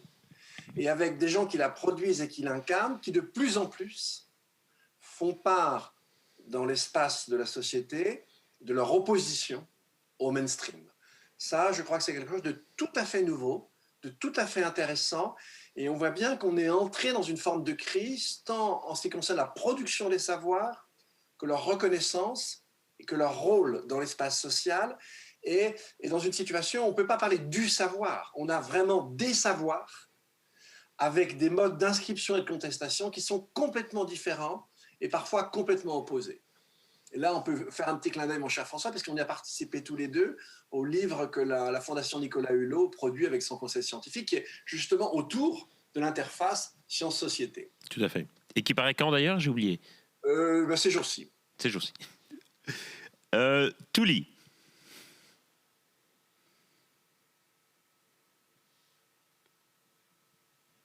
I think that's very the point, that we do have a responsibility as researchers and persons working in academia, and academia in general has a responsibility, and special kind of responsibility in this situation. I personally now work in a research project. It's a bigger interdisciplinary research project with other organizations as well, and it is funded by the Academy of Finland Strategic Research Council that was founded a couple of years ago. And it aims to fund only that kind of research that aims to have societal relevance and impact. So we have to see concrete solutions to topical societal challenges. And it has been very good experience, because we co-create together with local actors, for example, or people in different municipalities. We ask what kind of problems they have and try to seek different solutions together. So I think this kind of research that is more present in the society is definitely needed as well. And in general, I think also education and teaching is important. How to teach the future professionals, that's also very crucial. I always try to talk about climate issues, whatever is the topic, and try to integrate, for example, climate topics to social and economic issues. That has been my mission, and I think that's very important. And then about the personal responsibility, Dominic was describing the experience as a candidate, and how to be involved also in parliamentary election, if I got it right. Yes. I don't know, but yes. I also personally, after the IPCC report 2018, I had very worried thoughts and kind of depressive thoughts, and I thought what I can do. And then I had been asked to be a representative or candidate for Green Party in parliamentary election, and I decided that I have to go and try to be active in this field as well. And I also so you did it. I did it, and it wasn't a bad experience. I had my doubts, because I know that researchers should be independent and not politically oriented. But I'm also here at local level. I'm sitting in our city council and city board every week, meetings where we locally try to, in democratic setting, try to decide how to use our local resources. And I think it's also a very good learning experience, how to be involved in different levels. And I feel that as a researcher and as an academic person, I have also a responsibility to be actively involved in the society in all different levels. I encourage people to do that as well. Thank you. On arrive maintenant au terme du débat. Je voulais vous donner la possibilité, si vous le souhaitez, d'offrir une ou deux pensées en conclusion, ou l'un ou l'autre mot pour terminer, si vous le souhaitez. Il nous reste quelques minutes. Axel, Dominique ou Touli? Allez, je prends Dominique d'abord. Oui, très simple, ce n'est pas du tout une conclusion. Moi, je reviendrai un petit peu. On a tous fait part de notre inquiétude au départ, en entrant dans ce débat. C'est vrai qu'on rentre dans une décennie qui va être décisive et qu'on y entre sous les plus mauvais auspices. Je crois qu'il faut appeler un chat un chat. que, vu d'aujourd'hui, c'est très difficile de ne pas être foncièrement pessimiste, mais qu'en même temps, le pessimisme ne doit en aucun cas nous dissuader d'agir. Et par exemple, Julie vient de dire, moi, je me suis engagé, elle a raison de s'être engagée. Je pense qu'il faut bien faire la différence entre les deux. Et moi, je vais finir juste là-dessus. Je suis inquiet pour la raison suivante. Je suis très inquiet parce que je vois que cette jeunesse qui s'engage là dans la désobéissance civile, j'ai peur, et là j'édite un livre qui s'appellera Désobéir pour la terre, plaidoyer pour l'état de nécessité, et au début du livre, on donne la parole à des militants qui ont fait une action contre le Crédit Suisse. Et on voit bien que dans leur discours d'aujourd'hui n'est plus du tout celui qui colle avec l'action qu'ils ont menée à l'époque. Et on voit comment dans cette jeunesse, la tentation de la violence, et on est en Suisse, je vous parle de la Suisse, c'est pas un pays où on est très violent, eh bien on voit bien que la tentation de la violence commence à venir. Et moi là je fais un appel aux gens de droite, écoutez, c'est vraiment la part de la jeunesse qui vous ressemble le plus de cette manière, écoutez-la, parce que là il y a une fracture qui est en train de se faire. Et c'est votre responsabilité que d'ouvrir enfin vos yeux et vos oreilles. Voilà le petit message qui ne concerne évidemment pas mes collègues, certainement pas d'ailleurs le public qui nous écoute, mais que je tenais quand même à faire passer. Mais qu'on observe aussi en Belgique, certainement. Probablement, oui. Axel, tu voudrais dire quelques mots ? Oui, moi je pense que ce qui me semble être une priorité, c'est d'essayer de mettre en œuvre des modalités concrètes pour encourager les citoyens à ouvrir les yeux, parce que je pense qu'on se voile la face. De la même manière que les gens se voilent un peu la face sur le Covid, les gens se voilent la face sur le climat aussi. Et je me disais, peut-être qu'on peut imaginer des initiatives du type journée sans voiture, un truc comme ça, mais qui consisterait à mettre les gens en situation en disant, voilà, on est en 2040 tout à coup, et voilà ce qui se passe, voilà comment est votre vie pendant une journée concrètement. Pour essayer de forcer les gens de réaliser les choses, de réaliser que même s'il y a moyen de planter des oliviers plutôt que des hêtres, ça prend quand même, ça se fait pas en 5 minutes. De leur montrer que ça implique toute une série de choses. Si vous avez plus d'eau, vous avez plus de vos légumes, il y a plein de choses. Et je pense que si on pouvait mettre en place des genres de rituels qui permettent aux gens de réaliser ce que ça représente, peut-être qu'on ferait réagir les gens un peu plus. Voilà. Merci. And now, Tuli, you have the floor for a few final words, if you wish. Yes, please. Difficult to have final words, but I'm grateful for this discussion. And one thing maybe here in the end is I was struck with Dominic talking about violence. I do see the threat as well, and I agree that we have to pay attention. And I totally understand the people who actually want to choose to be involved in Extinction Rebellion movement, for example. I get their points. But so we have to pay attention to that and those requirements. But I would suggest us to focus on something that is common for all of us, something that is positively getting us together. And I always, when I've studied need theories and well-being theories, I'm fascinated with the notion that we all, when we are born to this planet, we all have same kind of needs. We have innate needs that we share with all human beings and also other species often. And we all share the same human rights. Therefore, we are in the same line, not different groups that have to compete with others. And I wish that we could have more dialogues and different kind of equal settings where we sit together and meet and share our concerns and our wishes and visions for the future. Because I actually think that they are very much the same and quite universal if we really stop and listen to each other. And I wish we have that kind of dialogues for future.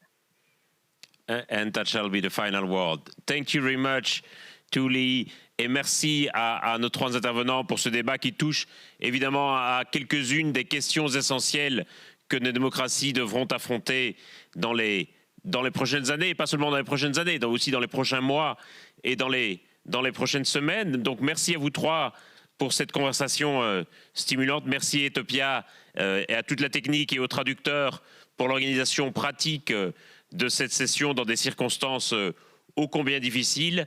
Merci à vous qui nous avez suivis depuis chez vous ou depuis votre bureau. Et il me reste à souhaiter le meilleur à chacune et à chacun dans cette période si difficile. Bonne fin d'après-midi.